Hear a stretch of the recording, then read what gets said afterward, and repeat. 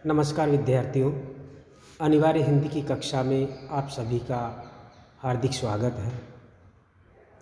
आज की हमारी जो चर्चा है उसका विषय है डॉक्टर राम कुमार वर्मा की एक प्रसिद्ध एकांकी उत्सर्ग। उसका हम पाठ और विश्लेषण करेंगे।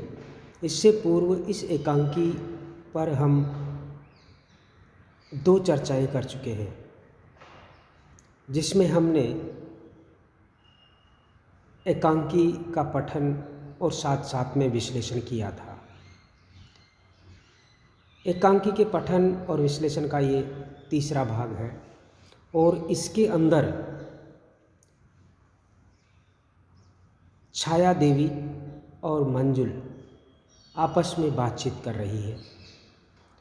जो डॉक्टर शेखर है, जो एक प्रसिद्ध वैज्ञानिक है, जिन्हें अपने काम से फुर्सत नहीं है, जो निरंतर नई नई खोज में लगे रहते हैं। आज भी जब उनकी बेटी कई दिनों बाद घर पर आई है तो वह अपने स्टडी सर्किल में जाते हैं, अपने अनुसंधान के बारे में, अपनी खोज के बारे में अपने सर्कल के साथियों को बताने के लिए निकल जाते हैं। पीछे से उनकी बेटी मंजुल डॉक्टर शेखर द्वारा आविष्कृत एपराटस को चलाने का प्रयास करती है। उसके समझ में नहीं आता तो वह सितार उठा लेती है। जो ही वह सितार उठाती है तो छाया देवी अचानक प्रकट हो जाती है, जो कि उनकी मृत प्रेमिका है, उसकी आत्मा है, जो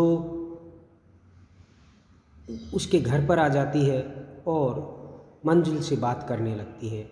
मंजुल अपने पिताजी के अनुसंधान के बारे में छाया देवी से बात करती है कि उन्होंने इस तरह का अपरेटस बना रखा है कि वह आत्माओं को भी बुला करके उनसे बात कर लेते हैं। ऐसा ही प्रसंग चल रहा था और कहती है कि आत्मा कभी मरती नहीं है, आदमी मरते नहीं है, मरे हुए आदमी भी प्रकट हो जाते हैं, पिताजी ऐसा कहते हैं। ऐसी चर्चा उन दोनों के बीच में चल रही थी। आगे हम इस चर्चा को बढ़ाते हैं। दोनों आपस में बात कर रही है।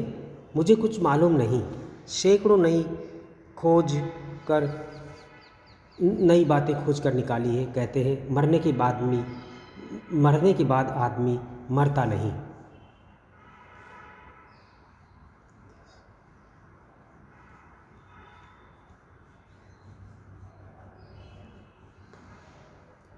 मैं तो हैरत में हूँ। वो कहती है कि मैं हैरान हूँ पिताजी की इस खोज पर, इस बात पर कि आदमी मर कर के भी मरता नहीं है। छाया देवी ठीक कहते हैं, अर्थात छाया देवी, जो छाया देवी की आत्मा है। मंजुल को पता नहीं है कि ये छाया देवी की आत्मा है। मंजुल को पता नहीं था कि वह मर चुकी है। मंजुल कहती है आप भी ये मानती हैं? छाया देवी मानना कैसा, ये तो सही है। हमारे ऋषि मुनि तो इसी साधना में सैकड़ों ग्रंथ लिख गए हैं। हमारे धर्म ग्रंथों में ये बताया गया है कि आत्मा अजर और अमर है, वो मरती नहीं है, मरता केवल शरीर है। मंजुल कहते हैं मरने में कोई तकलीफ़ ही नहीं होती। छाया देवी कपड़े बदलने में क्या तकलीफ़ होती है? यानी कि जिस प्रकार से कपड़े बदलने में तकलीफ़ नहीं होती, उसी प्रकार से आत्मा को शरीर त्यागने में तकलीफ़ नहीं होती। ऐसी बात मंजुला देवी कहती है। मंजुला आप भी पिताजी जैसी बातें कहती हैं, हमेशा मिलती रहती हैं। रोज़ रोज़ की बातों का कुछ असर तो होता है, अर्थात आप पर भी पिताजी की बातों का असर हो गया है। छाया देवी जो समझो। मंजुल जाने दीजिए इन मरने जीने की बातों को। आप कुछ जलपान करेंगी? छाया देवी नहीं, कुछ आवश्यकता नहीं।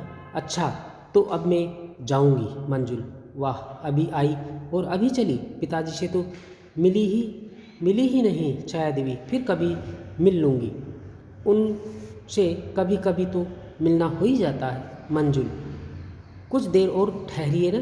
छाया देवी नहीं, अब और नहीं ठहर सकूंगी, बस तुम्हें देख लिया, तुमसे मिलना भी चाहती थी, फिर कभी आऊँगी। मंजुल, अच्छी बात है, कभी कभी आ जाया कीजिएगा। छाया देवी, हाँ अवश्य। अच्छा, नमस्ते। छाया देवी नमस्कार करके जाती है। मंजुल दरवाजे तक पहुंचाकर लौट आती है। मंजुल, स्वागत। छाया देवी, पिताजी के बहुत निकट आकर भी बहुत दूर। मंजुल कहती है कि ये पिताजी के साथ इनका निकट संबंध रहा, लेकिन फिर भी पिताजी इन्हें अपने जीवन में स्वीकार नहीं कर पाए, अपना नहीं सके, प्रेम करके भी अपना नहीं सके। सितार को उठाकर अब नहीं बजाऊंगी, पुकारती है सुधीर। सुधीर का प्रवेश।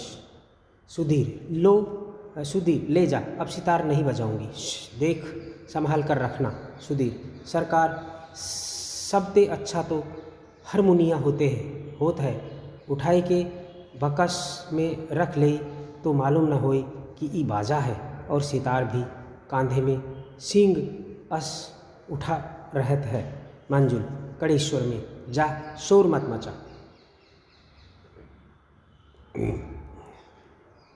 इस प्रकार से वो सितार को वापस रख देती। शीघ्रता में डॉक्टर शेखर का प्रवेश। कोट कंधे पर और अस्त व्यस्त वेशभूषा। सुधीर चला जाता है, यानी कि डॉक्टर शेखर अपने स्टडी सर्कल से वापस आ जाते हैं। शेखर आते ही, मंजुल मैं जल्दी आ गया, मेरा मन ही आज नहीं लगा, स्टडी सर्कल में कुछ बोलकर चला आया, बस 2-4 बातें ही कही, ज़्यादा नहीं कह सका। तू जो यहाँ बैठी थी। मंजुल, कोट पहनने का समय भी नहीं मिला। यानी कि मंजुल कहती है कि पिताजी आपको कोट पहनने का भी समय नहीं मिला, आप जाकर वापस भी आ गए, कंधे पर आपका कोट रखा हुआ है। शेखर कोट की ओर देखकर, हाँ कोट उतार कर प्रयोग बतला रहा था, चलते समय यूँ ही उठाकर रख लिया। एप्राटस की ओर देखकर, अरे ये बल्ब कैसे जल गया? क्या तू एप्राटस देख रही थी? जाकर बल्ब ऑफ करते हैं। मंजुला, हाँ यूँ ही देख रही थी, मैं तो कुछ जानती भी नहीं। शेखर, अच्छा, मेरे जाने के बाद कोई आया तो नहीं था? मंजुला, आई थी छाया देवी जी, आश्चर्य से। शेखर को आश्चर्य होता है, छाया देवी? मंजुल, हाँ छाया देवी, मेरा सितार सुन के आई थी, 6 महीनों से मुझे देखा नहीं था, इसलिए चली आई थी। मैंने उनसे आपके आने तक रुकने के लिए कहा था, लेकिन वो चली ही गई। शेखर, तुम सितार बजा रही थी? मंजुल, हाँ, क्या करती बैठी बैठी, लेकिन आपको आश्चर्य क्यों हो रहा है? मंजुल, शेखर कहता है मंजुल कहती है, कहिए पिताजी। शेखर, छाया देवी तो 2 महीने पहले मर गई। मंजुल, आश्चर्य और विवल, मर गई? शेखर, हाँ, तुम बाहर थी, तुम्हें क्या पता, 2 महीने पहले उन्हें टाइफाइड हुआ, उसी में उनकी मृत्यु हो गई। मंजुल, दुख और आश्चर्य से, मृत्यु हो गई? शेखर, हाँ, बेचारी छाया देवी। मंजुल, तो फिर ये कहाँ से आ सकती है? नहीं, तो फिर ये यहाँ कैसे आ सकती है? शेखर, और कोई तो नहीं आया? मंजुल, क्या मैं छाया देवी को पहचानती नहीं? मेंटल पीस पर उनका चित्र सैकड़ों बार देखा है, मिलना भी बहुत बार हुआ है। शेखर सोचते हुए धीरे धीरे, छाया देवी। मंजुल, लेकिन मरने के बाद वे कैसे यहाँ आ गई?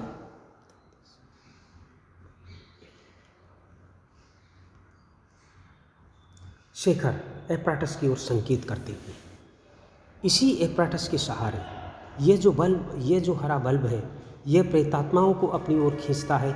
इसी से खींचकर छाया देवी का सूक्ष्म शरीर चला आया। मेरे एप्राटस से उन्हें मनुष्य का आकार मिल गया और प्रेतात्माओं को संगीत अच्छा लगता है। तुमने सितार बजाई थी और एप्राटस भी की लाइट भी जला दी थी, इसलिए वो आ गई। मृत आत्माओं को संगीत अच्छा लगता है। तुम्हारे सितार को सुनकर वे सीधे कमरे में चली आई। मंजुल घबरा कर, क्या मैंने प्रेतात्मा से बात की है? छाया देवी से नहीं। शेखर, छाया देवी के प्रेतात्मा से। मंजुल घबरा कर सोचती हुई, ओह, तब तो मैं भी मरी। शेखर कहता है संतोष देते हुए, सांत्वना देते हुए, बेटी कैसी बातें करती है, तू कैसे मर सकती है? मंजुल सोचते हुए, छाया देवी के प्रेतात्मा ने कहा था कि 4 महीने बाद मुझे लेकर ऋषिकेश जाएगी।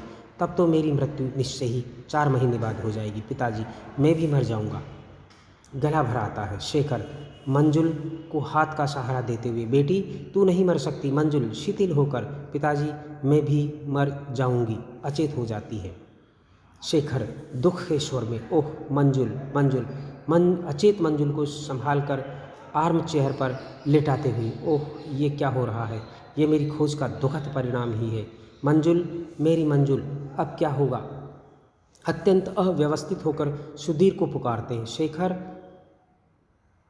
सुधीर, सुधीर का प्रवेश। तू कहाँ गया था। सुधीर, सरकार भीतरे रहे, बीबी जी हुकुम दिन रहे। मंजुल की ओर देखकर, बीबी जी बहिन ते होई गई। शेखर, विनय कहाँ है। सुधीर, सरकार बाहर आपन कमस माँ हुई है। शेखर, इन्हें इसी वक्त अंदर भेजो। सुधीर, अच्छा सरकार। प्रस्थान करता है। शेखर, मंजुल बेहोश हो गई। सोचते हुए, अब उसका सारा जीवन इसी तरह रोते हुए बीतेगा। और क्या वह सचमुच 4 महीने बाद न रहेगी। सचमुच सोचते हुए सिर पकड़कर, ओह मेरी मंजुल, मेरे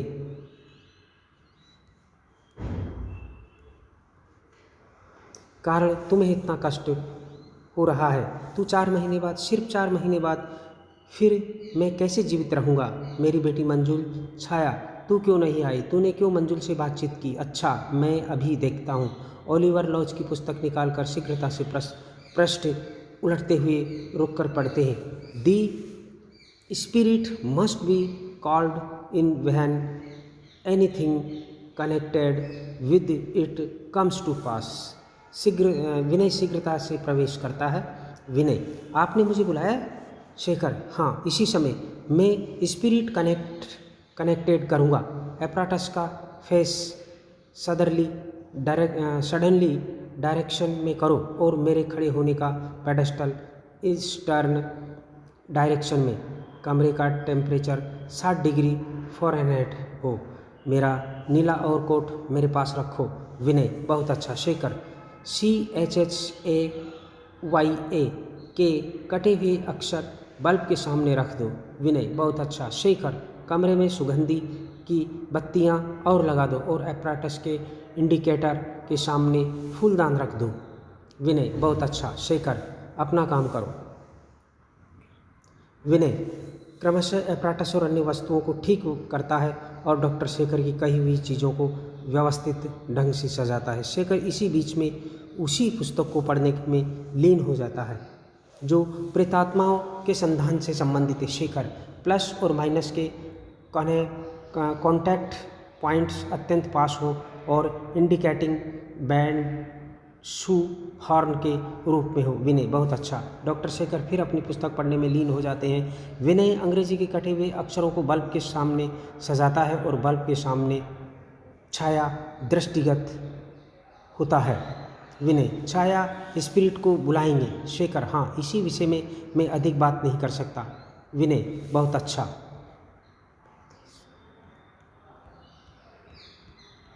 आगे देखिए।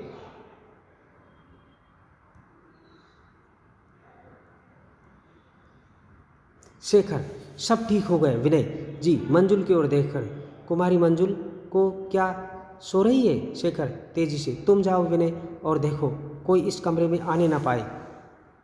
विनय जी प्रस्थान करता है। शेखर कहते हैं, उठकर नीला और कोट पहनते हैं। फिर मंजुल के समीप आते हैं। मंजुल के ऊपर हाथ बढ़ाकर पास देते हुए, मंजुल तू अब और भी गहरी नींद में सो जा। 2-3 बार पास देते हैं। फिर मंजुल के सिर के नीचे तकिया ठीक करते हैं और एपराटस के पास आकर स्विच ऑन करते हैं। लाल बल्ब जल उठता है। उसके बाद हरा बल्ब, ट्यूब में तरल पदार्थ शीघ्रता से गतिशील हो जाता है। दूसरा स्विच ऑन करते हैं। दूसरा लाल बल्ब जल उठता है। पीले रंग का तरल पदार्थ ट्यूब में उठने लगता है। फिर वह चक्राकार होकर ट्यूब में घूमने लगता है।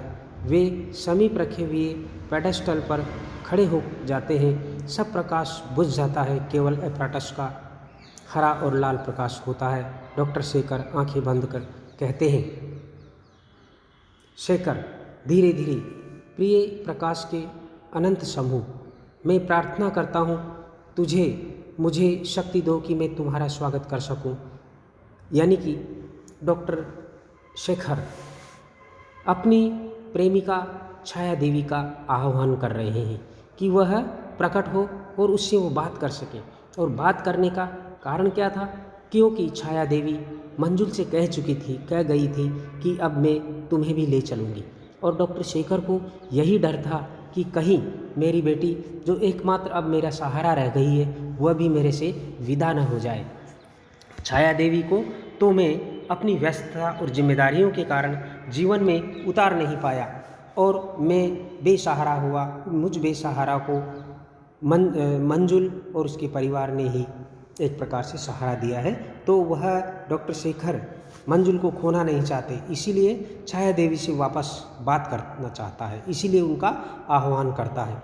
मेरे समीप आओ, जिसमें मैं अनुभव कर सकूं कि तुम्हारा आना मेरे लिए मंगलमय है। अंधकार के गहन रहस्य को चीर कर मेरे सामने आओ, जिससे मैं भी प्रकाशमय हो जाऊं। बादलों को हटाकर आओ, तारों की किरणों पर पैर रखकर धीरे से उतरो कि मैं समझ सकूं कि प्रकाश में और तुम में कोई अंतर नहीं है। मेरे यंत्र में साकार होकर मेरे सामने आ जाओ। मैं भी स्थूल शरीर में सूक्ष्म शरीर हूँ और इस प्रकार तुमसे वार्तालाप कर सकता हूँ। मैंने तुम्हारी ज्योति और शक्ति धारण कर ली है। मुझ पर श्वेत प्रकाश की वर्षा हो रही है और मेरे रोम रंध्रों में व्याप्त होकर मुझे प्रकाश से भर रही है। जीवित अग्नि के चक्र मेरे चारों ओर घूम रहे हैं, जिससे सूक्ष्म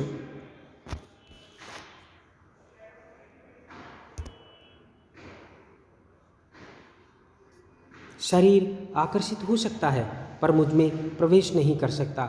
मेरा यह हाथ उत्तरी ध्रुव की भांति सत्य से उज्ज्वल है, जिससे मैं तुम्हें बुला रहा हूँ।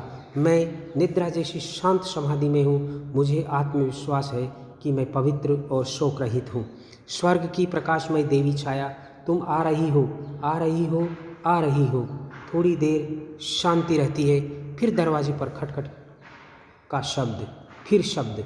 छाया देवी पहले की श्वेत वेशभूषा में प्रवेश करती है, यानी कि प्रेतात्मा छाया वापस वहाँ पर प्रकट हो जाती है।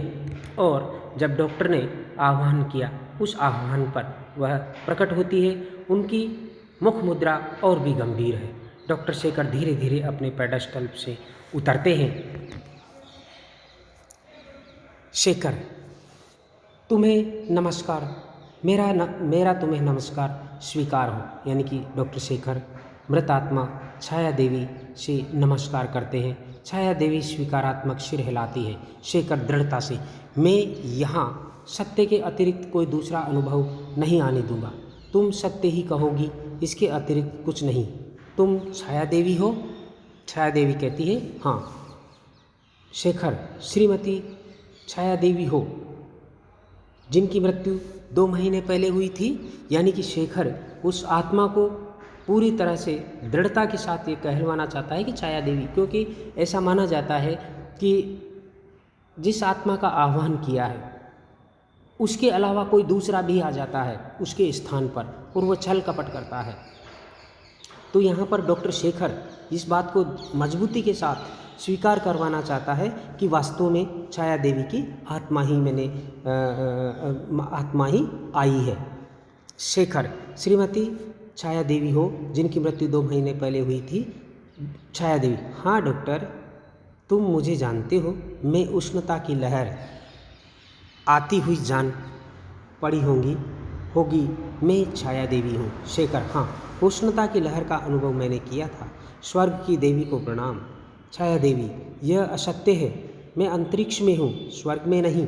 शेखर, क्षमा करो, तुम्हें मेरे यंत्र से कष्ट तो नहीं हुआ? छाया देवी, नहीं, किंतु मैं बार बार आने से प्रसन्न नहीं हूँ। शेखर, इस समय थोड़ा कष्ट और स्वीकार करो, मैं कुछ देर बात कर सकता हूँ। छाया देवी, अधिक से अधिक आधे मुहूर्त, अर्थात थोड़ी देर के लिए। शेखर, अर्थात 45 मिनट, यानी आधे मुहूर्त का मतलब 45 मिनट, एक मुहूर्त का मतलब होता है 90 मिनट। छाया देवी, इससे किसी भांति भी अधिक ना हो। यानी कि छाया देवी ने एक समय सीमा बांध दी कि मैं केवल 45 मिनट आपसे बात कर सकती हूँ, इससे अधिक नहीं। शेखर, मेरा तापक्रम ऋण है, तुम्हारा धन है, बातें कर सकोगी? छाया देवी हाँ। शेखर, कुर्सी पर बैठने का कष्ट स्वीकार करो। वह शेखर छाया देवी को कुर्सी पर बैठने का आह्वान करता है।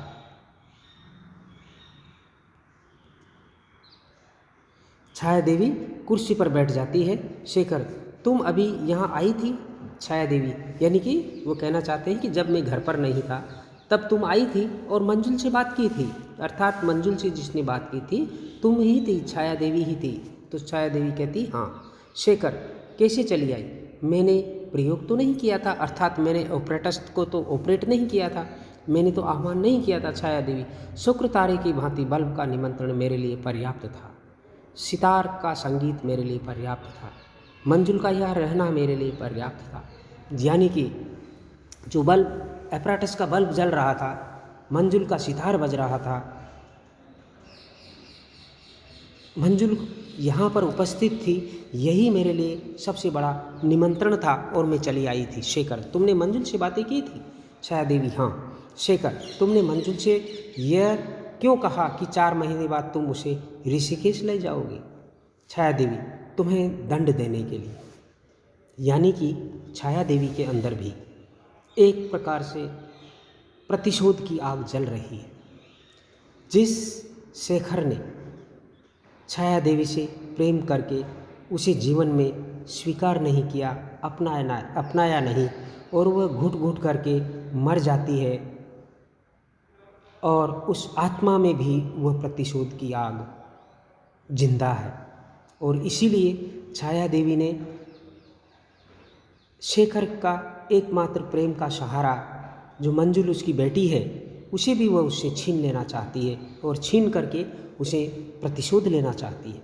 शेखर, क्या अंतरिक्ष में जाकर भी तुम्हारी प्रतिहिंसा नहीं हुई, अर्थात तुम्हारी प्रतिहिंसा शांत नहीं हुई? छाया देवी, लेकिन तुम्हें अपने कार्यों का पूरा पुरस्कार मिलना चाहिए, अर्थात तुमने जो मेरे साथ अन्याय किया है, तुमने मुझसे प्यार करके भी ठुकराया है, मेरे प्यार को ठुकराया है, उसका पुरस्कार तुम्हें मिलना ही चाहिए। तुमने मेरे प्रेम को ठुकराया, तुमने मुझे वचन देकर भी मुझसे विवाह नहीं किया, मैं तुम्हें नहीं कह सकी, मैं कुछ नहीं कह सकी। वन में आग लगाने पर जमीन पर पड़ी हुई लता की तरह जलती रही, तुमने मुझे स्वीकार नहीं किया, तुमने मुझे विरह में तड़पाया, लेकिन तुमने एक कण जल भी नहीं दिया। तुमने मुझे सपने की तरह हंसकर टाल दिया और मैं नींद के अंधेरे में तड़पती रही। तुम डॉक्टर संसार के उपकारी होने पर भी एक का उपकार नहीं कर सके, अर्थात तुम मेरा उपकार नहीं कर सके, और इसीलिए मैं प्रतिहिंसा की ज्वाला में धधक रही हूँ। शेखर, मैं असमर्थ था। छाया देवी, चुप रहो डॉक्टर, उस दिन तुमने मुझसे क्या कहा था? छाया, मैं तुम्हारी छाया की भी पूजा करूँगा, लेकिन तुम मेरे शरीर की ओर देख भी नहीं सके। तुमने फूलों की माला उस दिन मुझे पहनाई थी, लेकिन उसके बाद तुमने शायद ये नहीं देखा कि उन फूलों के सूखने के पहले ही मैं सूखने लगी थी, अर्थात तुमने मुझे स्वीकार नहीं किया। शेखर, मैं क्या करता? छाया, मिलने के दूसरे दिन मेरे मित्र के मरने का समाचार मिला, अर्थात मंजुल के पिता, क्योंकि मंजुल भी उसकी बेटी नहीं है, उसके मित्र की बेटी है, जिसे उसने बेटी के रूप में स्वीकार किया। मैं अपने मित्र को अपने से अधिक प्यार करता था। उस मित्र की विधवा पत्नी और लड़की मंजुल के पोषण का भार मैंने अपने कंधे पर लिया। मैंने सोचा तुमसे विवाह करने पर मैं अपने मित्र की विधवा पत्नी की सेवा नहीं कर सकूंगा। उस मित्र के परिवार में कोई नहीं था। किस मित्र के परिवार में? मंजुल के वास्तविक पिताजी के परिवार में कोई नहीं था जो इस परिवार को सार संभाल कर सके, देखभाल कर सके। फिर मैं क्या करता? छाया, वह विधवा पत्नी स्वर्ग की देवी से भी अधिक पवित्र मेरी सेवा स्वीकार कर सकी। क्या इस संसार में मेरे लिए सबसे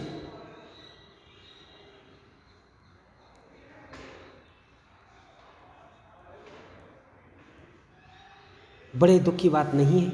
यह मंजुल मुझे मेरे प्राणों से अधिक प्रिय है। अपने प्रियतम मित्र की स्मृति रेखा मंजुल जो 4 महीने बाद मर रही है। बड़े दुख की बात नहीं है। ये मंजुल मुझे मेरे प्राणों से अधिक प्रिय है। अपने प्रियतम मित्र की स्मृति रेखा मंजुल जो 4 महीने बाद मर रही है, मेरे लिए कुछ भी नहीं बचेगा। छाया देवी कहती, लेकिन तुमने मेरे संसार में आग लगा दी डॉक्टर।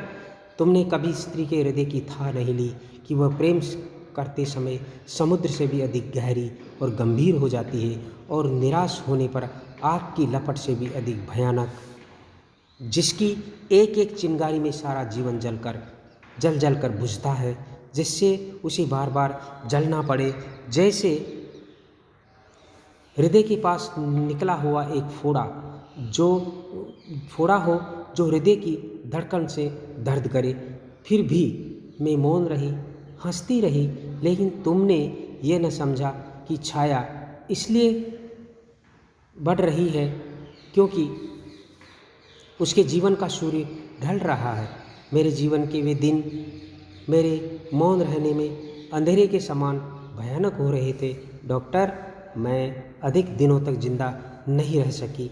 उन पुरानी बातों को शेखर कहता है कि उन पुरानी बातों को भूल जाइए। छाया देवी, अब तो कुछ भी शेष नहीं है। मेरा जो शरीर है वह खत्म हो गया है। मैं केवल आत्म रूप में उपस्थित हूँ। छाया देवी कहती है, अब तो कुछ भी शेष नहीं है। वे बातें स्वप्न जैसी मालूम होती है, लेकिन जिस तरह भयानक स्वप्न देख लेने के बाद उदासी रह जाती है, उसी तरह अब भी मेरे मन में एक काली रेखा खिंची है। जिस तरह नदी के उतर जाने से किनारे की पट्टी घुलकर टेढ़ी मेढ़ी हो जाए, टूट फूट जाए, ऐसी मेरी भावना रह गई है। चढ़ी हुई लहरों के चले जाने के बाद मिट्टी पर जो चिन्ह बने रह जाते हैं, उसी तरह पास आज भी तुम्हारी स्मृति रेखा है डॉक्टर। उसी तरह पास आज भी तुम्हारी स्मृति रेखा है डॉक्टर। शेखर, मैंने तुमसे विवाह नहीं किया छाया, केवल एक पवित्र उद्देश्य के लिए, अपने जीवन की समस्त सेवाओं को एक पवित्र स्मृति में उत्सर्ग करने के लिए, त्याग करने के लिए, कि मैं एक प्रिय मित्र की विधवा पत्नी और उसकी बेटी की सेवा कर सकूं। और इसी व्यवस्था में, इसी मजबूरी में मैंने तुमसे विवाह नहीं किया। छाया देवी का कथन, इस कथन से हम अगले वीडियो में चर्चा करेंगे। कहने का तात्पर्य, इस वीडियो का इस भाग का तृतीय भाग का जो निष्कर्ष है वो यह है, जिसमें डॉक्टर शेखर स्टडी सर्किल से वापस आते हैं और जब उन्हें पता चलता है कि मेरे पीछे से छाया देवी आई थी और मंजुल से बात की थी, और मंजुल ने उस रहस्य का उद्घाटन कर दिया जो छाया देवी छोड़ कर गई थी। क्या था? छाया देवी यह कह कर के गई थी कि 4 महीने बाद मैं तुम्हें ऋषिकेश ले चलूँगी। ये बात जब शेखर को पता चलती है तो वह समझ गया कि मेरी बेटी मंजुल 4 महीने बाद मर जाएगी। इसी से भयभीत होकर डॉक्टर शेखर पुनः छाया देवी का आह्वान करते हैं, उन्हें बुलाते हैं और बात करते हैं कि तुम मंजुल को मुझसे मत छीनो, यही एकमात्र मेरे जीवन का अब आधार है। लेकिन छाया देवी, जो कि प्रतिशोध की आग में अब भी जल रही है और अपना रोष शेखर के प्रति प्रकट करती है, अपनी जो प्रतिशोध की ज्वाला है वह डॉक्टर शेखर पर उड़ेल देती है। इसी प्रसंग का इसमें चित्रण है। आगे भी यह जो दोनों का वार्तालाप है वो जारी रहेगा। अगले वीडियो में उस पर हम बात करेंगे। धन्यवाद।